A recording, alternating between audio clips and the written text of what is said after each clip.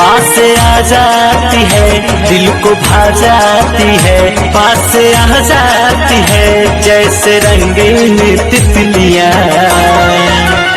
धोखा देती है सबको ऐसी ही लड़कियां। जिगर का हाल तू मेरा, अरे जाने अनाड़ी है, मुझे दिल की बीमारी है। जहरिया पिया रे जुदाई रे, नहीं जिया वे नाम आए जुदाई रे, नहीं जिया वे नाम।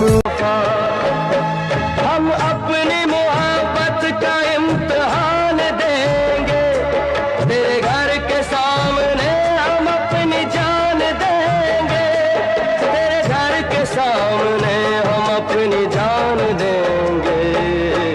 दिलरुबा तू है बेवफा।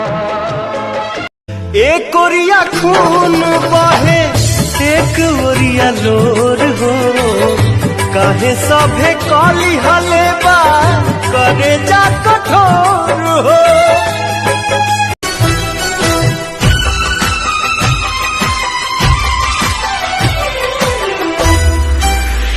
बेवफा तूने मुझको पागल ही कर दिया,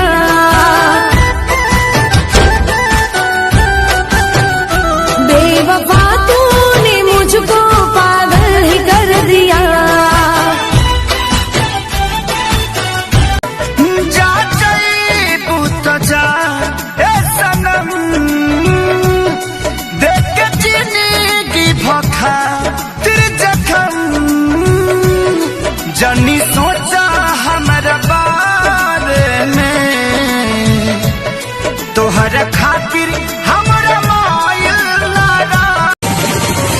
या खुदा तुझसे अर्जी